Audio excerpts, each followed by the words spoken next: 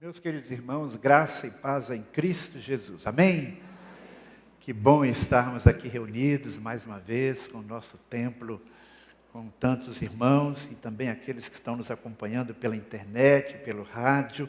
É muito bom poder rever os irmãos e estar em contato com esses que nós não estamos vendo, mas que estão conectados conosco. Eu queria, antes de começar a mensagem, fazer um registro aqui muito especial. Ontem à noite nós tivemos mais um culto maravilhoso em nossa igreja.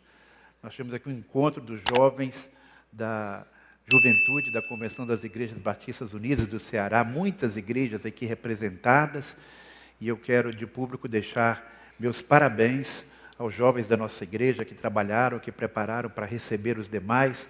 Foi um tempo muito especial e estimulo você a enviar o seu filho, a estimular o seu filho que é jovem, que venha para as programações do AMP, encontros como este. Tivemos uma palavra muito abençoada e estamos muito felizes com esta bênção tão grande que nós tivemos em parceria com a nossa convenção.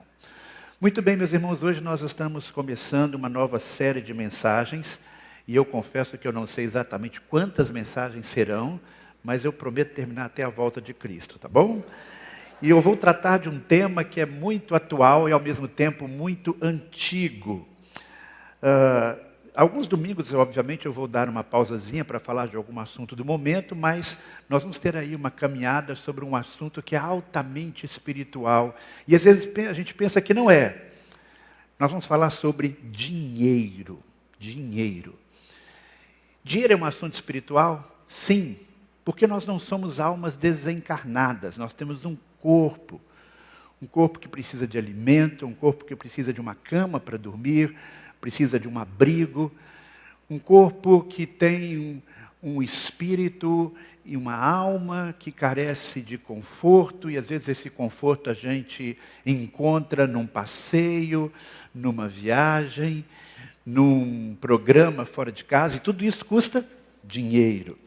Nós temos aqui muitas pessoas casadas, e você é casado, você sabe da responsabilidade que tem, especialmente você, homem, de sustentar a sua família. E se você se casou e tem filho, aí é que você sabe que tem responsabilidade mesmo, né?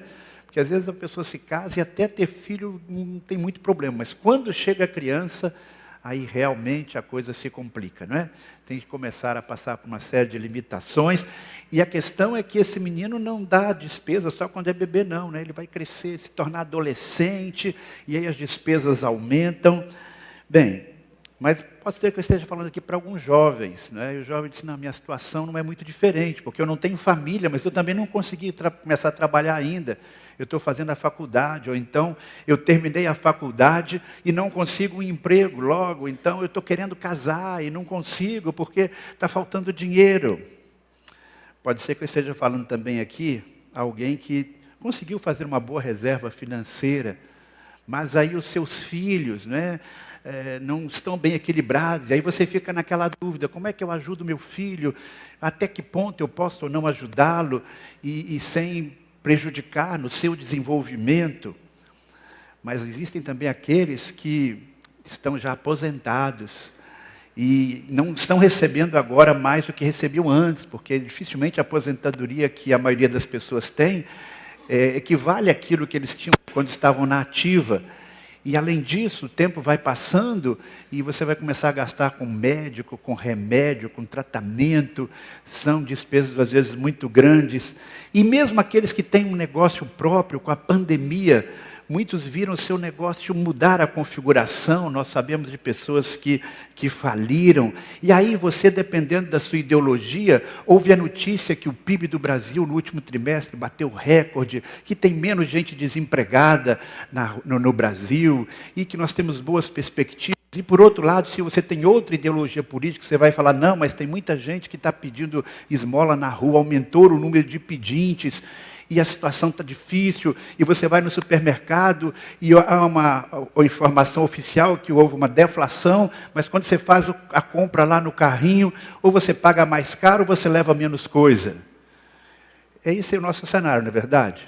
Então nós temos situações internas e externas que implicam em decisões, e que muitas vezes nos levam a crises. Então, o título desta série é, neste cenário que nós estamos vivendo, Quando você tem notícias lá da Europa, da guerra na Ucrânia, e você fica com receios, você quer ser um administrador competente? Você deseja ser um administrador dos recursos que você tem em mãos, extremamente competente? E aí você vem para a igreja. Aí quando você chega aqui na igreja, você tem um vídeo aqui dizendo, apoie o Cocó. E o outro diz, apoie o Lar Davis. E o outro diz, invista em missões. E o pastor lembrando, deixe de entregar o dízimo. E aí você fica pensando, né, onde é que eu vou colocar a minha contribuição? E aí você chega em casa antes de decidir, e aí você abre a sua internet e diz, olha, como ganhar o seu 1 milhão em um ano. E eu te ensino os caminhos para você não trabalhar e ganhar dinheiro. Ganhe dinheiro dentro de casa. Será que isso só aparece na minha internet? Todos gente dando fórmula para ficar rico. E às vezes tem gente enriquecendo em dar essas fórmulas, né? Essa é a verdade. Só ele que fica rico.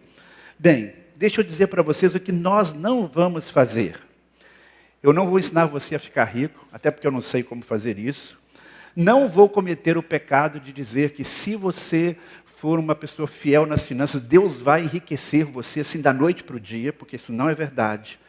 Muito menos vou lhe dar dicas sobre como aplicar na Bolsa de Valores, porque eu não tenho a mínima ideia de como fazer isso. Mas eu quero trazer à memória princípios da palavra de Deus.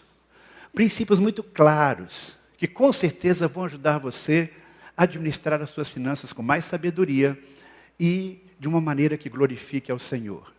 Tenha você muito ou pouco dinheiro em mãos, todos nós podemos usar esse dinheiro com sabedoria e usar este dinheiro para glorificar a Deus. Então essa é a nossa proposta. Você quer ser um administrador competente? Que passos você deve dar? E o primeiro passo que nós devemos dar, que é o título desta manhã, é lembre-se de quem é Deus. Pastor, que conexão tem essa entre saber quem é Deus e com o meu dinheiro? Tem tudo a ver. Porque quando nós procuramos ver a realidade com os olhos de Cristo, quando nós raciocinamos com a mente de Cristo, a gente começa a perceber que é uma conexão entre o que Deus espera de nós com relação ao uso do dinheiro e o que nós podemos esperar de Deus com relação aos bens que Ele nos tem concedido. E o que nós vamos fazer aqui não é trazer uma série de novidades. Muitas coisas a gente precisa na vida cristã só relembrar. São coisas que a gente já ouviu, às vezes aprendeu na escola dominical, ouviu há 10 anos atrás o pastor pregando sobre isso. Mas a gente precisa trazer a memória, porque a gente se esquece disso com muita facilidade. Até porque o dia inteiro a gente está tendo mensagens contrárias à compreensão cristã do uso dos recursos que nós temos em mãos. Em primeiro lugar, eu quero lembrar que Deus é o Criador, sustentador e Senhor de tudo. Você pode repetir comigo? Deus é o Criador, sustentador e Senhor de tudo. O que está escrito em Gênesis 1:1? No princípio... Pessoal, 9 horas nós temos escola bíblica dominical. Tá certo? Venha para a escola bíblica para você aprender que no princípio criou Deus os céus e a terra. Tá certo? Você sabia, mas esqueceu o versículo, né? Muito bem. No princípio, a Bíblia já de cara começa dizendo quem é Deus. E coloca Deus, todos nós sabemos, como Criador. E que Criador é Deus? Eu tenho falado para as pessoas que eu tenho mais assim contato no dia a dia, como foi maravilhosa essa nossa última viagem de férias. Né? Porque eu gosto muito de viajar de carro. Porque viajando de carro, andando aí 5.000 quilômetros, como eu andei, juntamente com a Dora, eu vou poder apreciar a natureza. Eu posso ver as montanhas, ver as flores, parar numa barraquinha na beira da estrada, comer ali uma comida típica daquela região, uma fruta. E com tudo isso é uma experiência não só física, sensorial, é uma experiência espiritual. Porque eu fico vendo o poder de Deus, andando lá pelo norte do Paraná, vendo aquelas plantações imensas de feijão, de milho, de cana-de-açúcar, de trigo, de arroz. Eu fico pensando, gente, que maravilha. Não é apenas uma experiência de você ficar admirado, mas você ficar grato a Deus. Grato a Deus por essa maravilha que é o Deus que não apenas fez a terra, mas sustenta a vida na terra através desses processos. E a Bíblia mostra claramente que Deus continua, não apenas como Criador, mas como sustentador de tudo que existe na face da terra. Por isso nós vemos lá em Isaías o seguinte: assim diz o Senhor, aquele que criou o céu e o estendeu, que espalhou a terra e tudo que dela procede, que dá fôlego aos seus moradores e vida aos que andam nela. E em Atos, o apóstolo Paulo relembra esses conceitos que vêm lá do Antigo Testamento. E quando ele está pregando no Areópago, olha só o que ele diz: eu estou falando aqui do Deus que fez o mundo e tudo que nele há. É o Senhor dos céus e da terra e não habita em santuários feitos por mãos humanas. Ele não é servido por mãos de homens como se necessitasse de alguma coisa, pois ele mesmo a todos dá vida e o fôlego às demais coisas, pois nele vivemos, nos movemos e existimos. Ou seja, nós só existimos, nós só estamos aqui respirando, porque Deus criou um mundo que nos dá a condição de vida e porque Ele determina que nós tenhamos vida. É Ele que nos dá o fôlego da vida, porque Deus é dono de simplesmente tudo. Ele é o dono porque sustenta, Ele é o dono porque criou. Quando alguém cria alguma coisa, naturalmente ela tem autoridade sobre aquilo que ela criou. Se é assim com o ser humano, que cria algo da matéria já existente, quanto mais com Deus que criou tudo do nada. Por isso que nós temos essa ênfase tão grande em toda a Bíblia, Deus dizendo para o seu povo, lá desde o Antigo Testamento: pois todos os animais da floresta são meus, como as cabeças de gados, aos milhares nas colinas.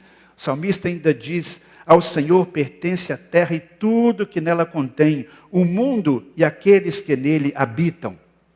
Esta compreensão, meus irmãos, de que tudo pertence a Deus, era tão clara na mente do judeu, porque a própria lei dizia isso: olha, vocês nem devem ter um título de propriedade de terra de forma permanente, porque eu sou o dono de tudo. Ele diz: também a terra não se venderá em perpetuidade, porque a terra é minha. Isso estava lá no conjunto de leis de Moisés. O próprio Jó tinha essa percepção, no meio do seu sofrimento, no meio das perdas que ele passou, ele diz: o Senhor Deus, o Senhor levou, louvado seja o nome do Senhor. O conceito de possuir, ou melhor, a realidade de possuir, ela nos traz o conceito de poder. Você tem uma casa, por exemplo. É você quem determina quem entra e quem sai daquela casa. Você tem um carro, você é que determina quem pode usar ou não utilizar aquele carro. Então, o ter, muitas vezes, gera poder. E aí é que a pessoa que tem muito dinheiro, geralmente ela se considera poderosa, ela se acha, porque ela atribui o seu valor e o seu poder aos bens que ela tem, quando na verdade, o dono de tudo que cada um de nós tem, do homem mais rico da face da terra ao mais pobre, tudo é de Deus. Deus não passou uma procuração, Deus não deu o título da terra para qualquer outra pessoa, Ele continua sendo o Senhor. E nesse contexto, o que afinal de contas nós somos? Nós somos administradores. E quando eu estou falando aqui sobre ser um administrador competente, eu não estou falando sobre ser administração competente do seu dinheiro, do seu bem. Eu estou falando em ser administrador competente daquilo que pertence ao Senhor acima de tudo. O que é que você tem que não pertence a Deus? Pode ser que você não esteja consagrando isso a Deus como deveria. Pode ser que você não esteja sendo um bom administrador, mas em última instância, o que você tem que você conseguiu à parte de Deus?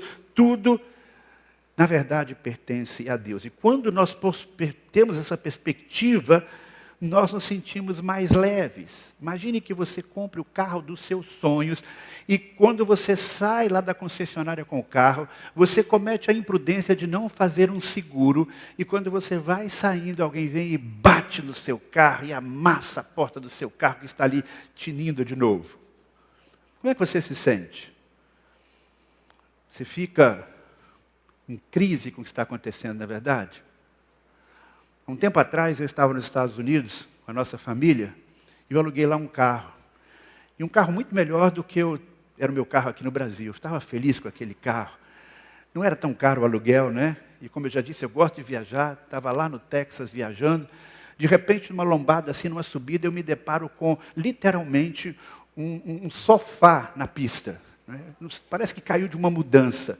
Sei que eu dei uma virada de uma vez, eu consegui tirar a frente do sofá, mas o lado ainda pegou e amassou, e a porta ficou travada. Graças a Deus, nenhum de nós ficou ferido, mas foi uma pancada forte. Eu desci, olhei aquilo, fiquei meio preocupado, porque eu pensei que eu estava no Brasil, que ia ter que pagar muito dinheiro. Resumindo a história, eu não tive nenhuma despesa. O carro estava lá com o seguro da locadora, e em pouco tempo eu respirei completamente aliviado. Por quê? Porque aquele carro não era o meu. Porque se fosse o meu carro, não é? Seria muito mais complicado. Mesmo que eu tivesse o seguro, ia ficar muitos dias sem o carro, aquela dor de cabeça toda. Mas ali não, eles simplesmente trocaram o carro.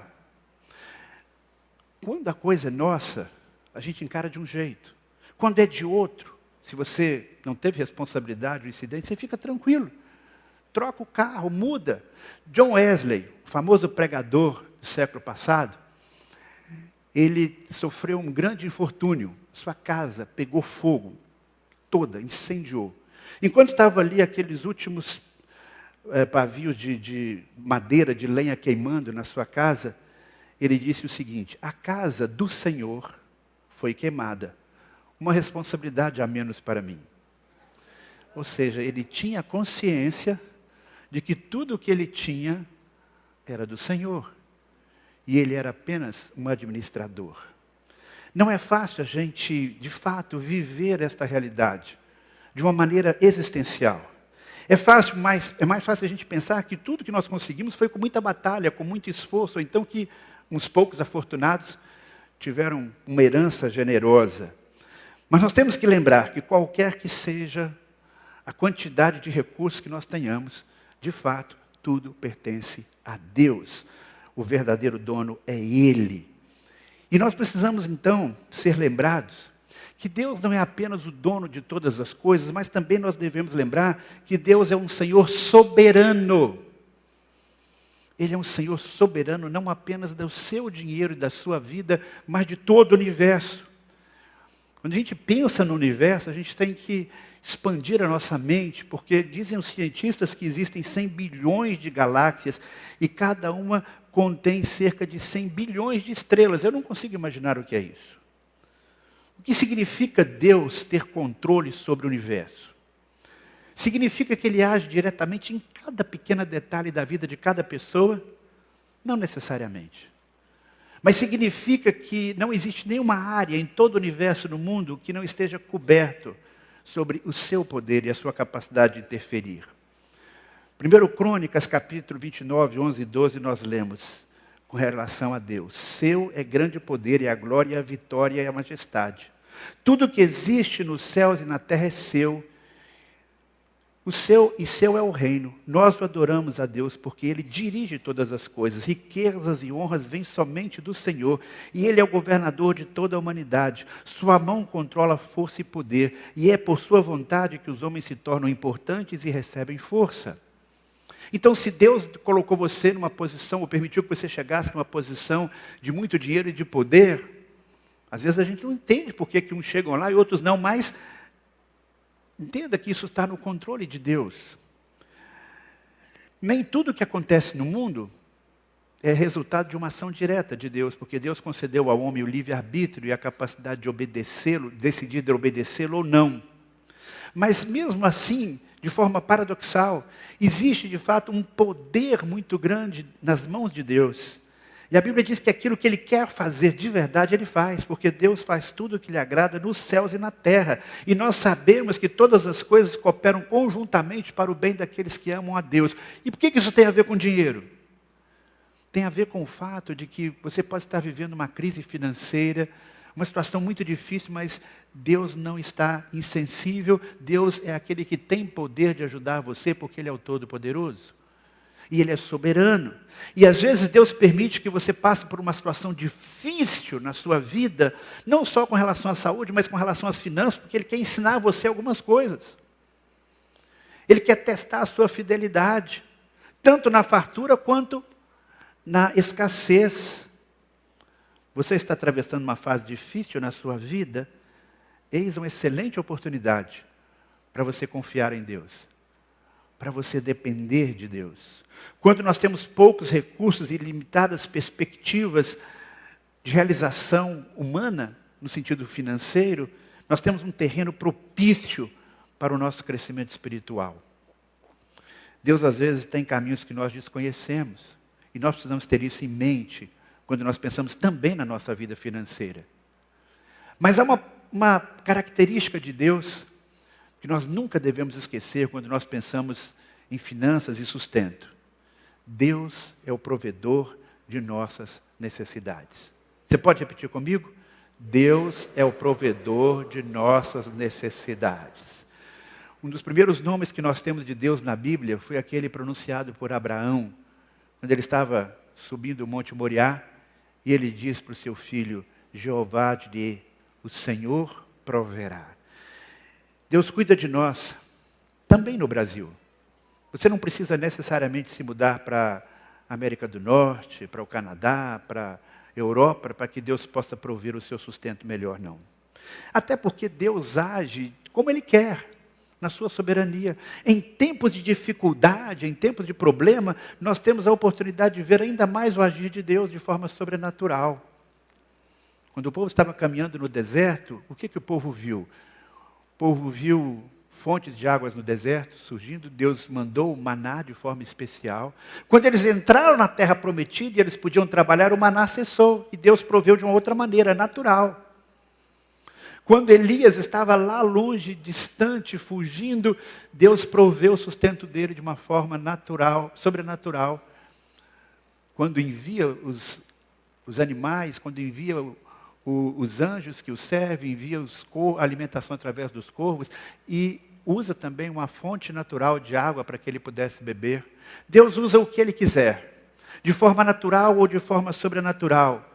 Diante de uma multidão faminta, Jesus multiplicou os pães e peixes. Então, em situações de profunda necessidade, creia que Deus vai agir de uma forma muitas vezes sobrenatural. E no dia a dia, em situações de normalidade, você não precisa ficar orando, ó Senhor, faz um milagre aqui. Não, você precisa de sabedoria para gerenciar os recursos que Deus lhe dá. Porque Deus promete suprir as suas necessidades. Veja só, eu estou falando de necessidades. Eu não estou falando de tudo aquilo que você gostaria de ter. Não, Deus não prometeu que você pode assumir uma prestação alta, que consome 1/3 do seu salário, 36 prestações para comprar um carro 0 quilômetro. Deus não manda você atrasar o aluguel e o condomínio porque você decidiu comprar um celular de última geração para você ou para o seu filho, ou um tênis importado, mais caro da loja. Deus nos garantiu o sustento básico. E não você poder comprar aquele eletrônico que você quer tanto porque está numa promoção imperdível. O que diz a palavra de Deus? Tendo o que comer e com o que vestir, estejamos com isso satisfeitos. Parece pouco, né? Comer e vestir aqui parece muito pouco. Isso aqui é um símbolo daquilo que é básico para a sua vida, daquilo que é necessário para a sua vida. Porque, na verdade, o nosso Deus é um Deus poderoso que pode nos dar muito mais do que nós precisamos e muitas vezes Ele faz isso. Porque esse Deus que é provedor é dono de ouro e da prata. Porque a Bíblia diz lá em Filipenses 4,19, o meu Deus, segundo a sua riqueza em glória, há de suprir em Cristo Jesus cada uma de vossas necessidades. Creia nisso, irmão. Você tem um Deus, como Filho de Deus, que vai suprir as suas reais necessidades. E Deus conhece, Deus que sabe até quantos fios de cabelo tem na sua cabeça, Ele sabe quais são as suas necessidades. E você precisa identificá-las e apresentar diante do Senhor, e ouvir a voz dEle e crer que Ele vai suprir. É esse o Deus que nós cremos. É o Deus Criador, o Deus sustentador do universo, o Deus que é Senhor de todas as coisas, o Deus que é o Senhor no sentido de ter o controle, é soberano, todo-poderoso, e o Deus provedor. Esta base teológica, esta percepção de quem é Deus, vai nos ajudar a trilhar o caminho da dependência dEle. É este Deus que nos confia os recursos dEle, para administrarmos com sabedoria, e de uma maneira a glorificar o seu nome. Esse é o Deus sensível às nossas necessidades. Você quer ser um administrador competente? em primeiro lugar, lembre-se de quem é o seu Deus. Que o Senhor nos abençoe. Amém. Vamos fechar os nossos olhos? Vamos falar com Deus. Ó querido Pai, muito obrigado, porque nós não estamos sozinhos para administrarmos os recursos que temos em mãos. Sejam poucos ou muitos, o Senhor está conosco. E o Senhor nos orienta através da Tua palavra e do Teu Santo Espírito. E o Senhor é o Deus a quem pertence todas as coisas. Que a gente nunca se esqueça disso. Que a nossa vida está em Tuas mãos. E que nós possamos, ó Pai, permitir que o Senhor nos conduza segundo a Tua vontade, Pai. Abençoa cada pessoa aqui dentro da sua realidade. Abençoa aqueles irmãos que estão passando por dias difíceis na sua vida financeira, aqueles que perderam o seu trabalho, aqueles cujos negócios não caminharam como eles gostariam, aqueles que estão empreendendo, estão caminhando bem, mas têm sérias responsabilidades, que sabem que têm debaixo da autoridade deles dezenas de famílias que dependem das suas decisões corretas nos negócios. Abençoa aqueles que sabem que dependem da sua saúde para ter o seu sustento, são profissionais autônomos. Abençoa cada um. Aqueles que estão procurando um trabalho, aqueles que estão enfrentando lutas por problemas de saúde e por isso têm menos recursos. Ó Pai, aclara no nosso coração, no coração de cada um deles, que o Senhor é o dono de todas as coisas e é o nosso provedor. É o que eu te peço, Senhor, em nome de Jesus. Amém.